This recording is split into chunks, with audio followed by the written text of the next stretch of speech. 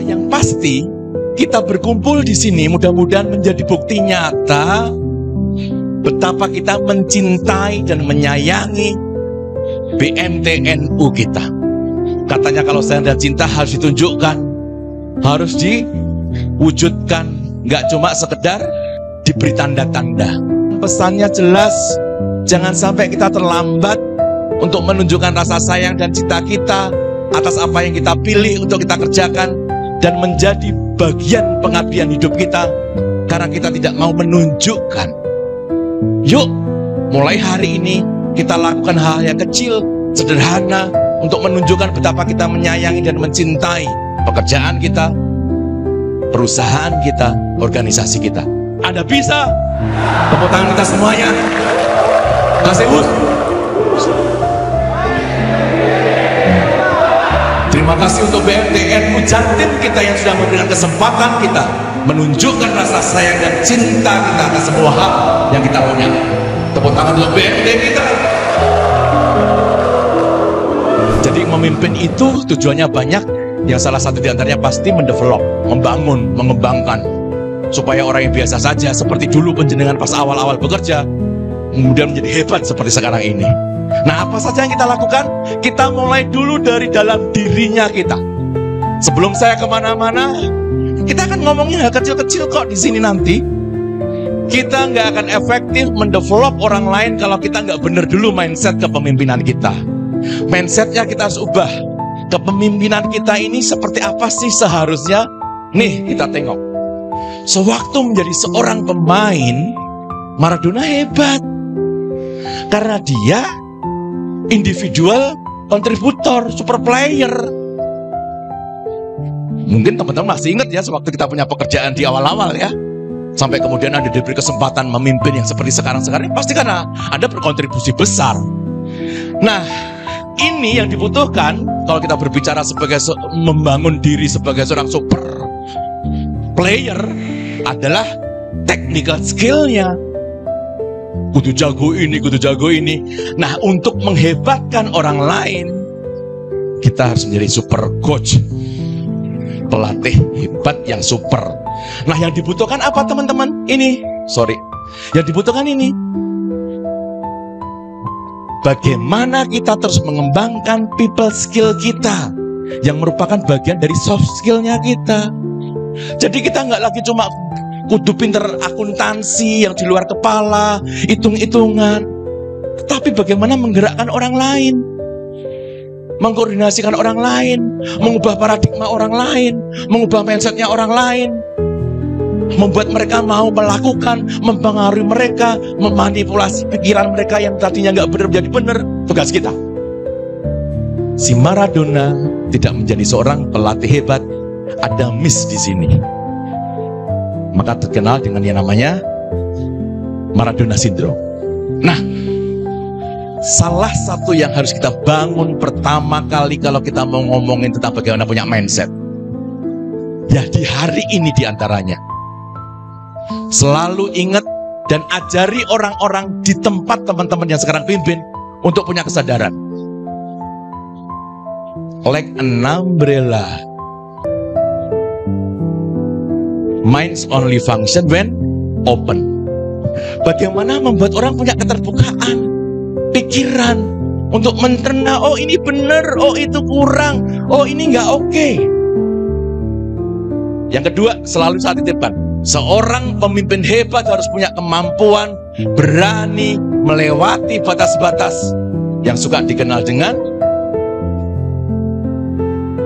think outside of the box. Kita nggak lagi cuma berpikir dalam kotak kita. Pikiran kita harus jauh ke depan nih.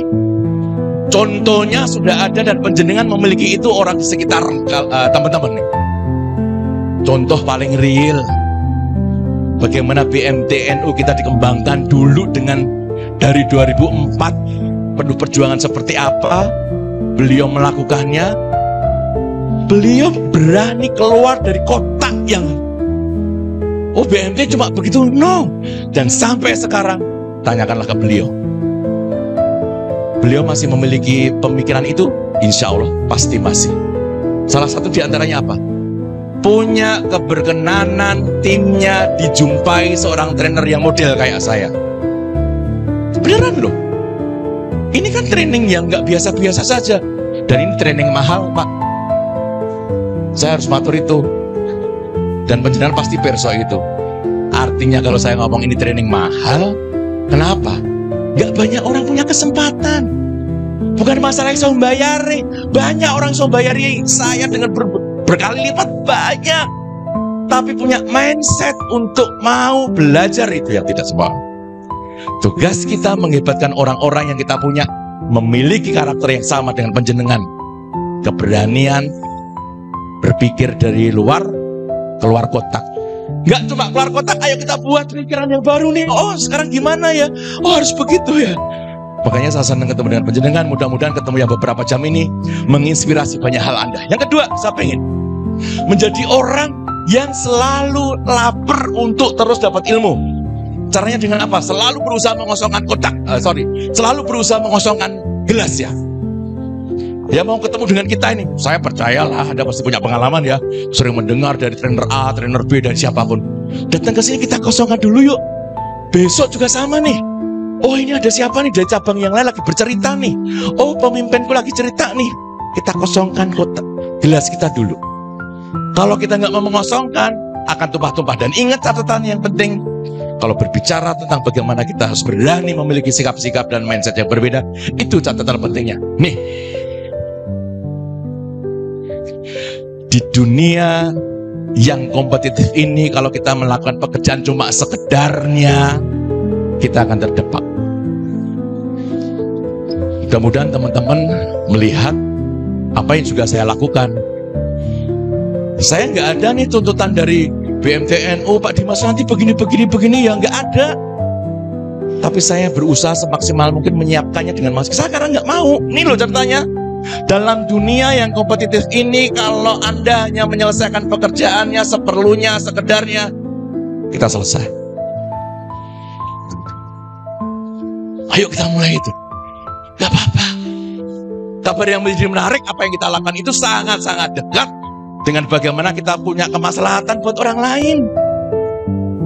Jadi kita nggak cuma dapat duit nih ketika kerja dengan kesungguhan dan nitipin hati nih, ya kan? Menolong orang yang tadinya dia nggak bisa bikin warung karena ketemu dengan BMT, jadi warungnya bertumbuh, iso umroh. Itu yang dengan pekerjaan-pekerjaan reguler yang Anda punya. Kemudian kedatangan kawan kita Waterrock melakukan sesuatu yang mungkin cuma sepele, mengajak orang untuk punya mindset tentang pentingnya jamban, sanitasi. Kita mungkin mikirnya, alah ini pekerjaan apa sih? Mosok aku ayu-ayu koyong ini, ganteng-ganteng koyong ini mau dodolan WC. Itu kalau kita nggak think outside of the box. Tapi kalau kita berpikir keluar kotak, pasti ketemu. Betapa mulia pekerjaan kita.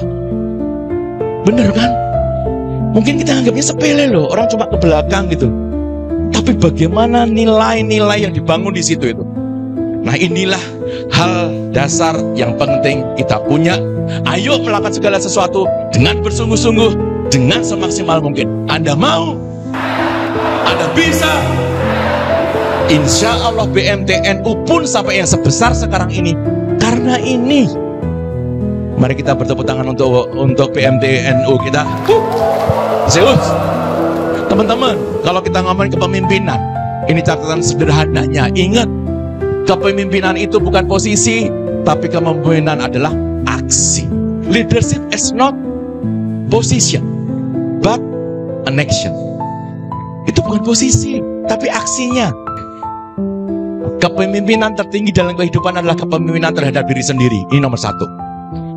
Sebelum Anda bisa mendevelop orang lain, memimpin orang lain, Anda mesti berhasil dulu mendevelop diri nih. Karena ini nih, kalau kita belum selesai dengan diri kita sendiri ya, kita nggak akan maksimal.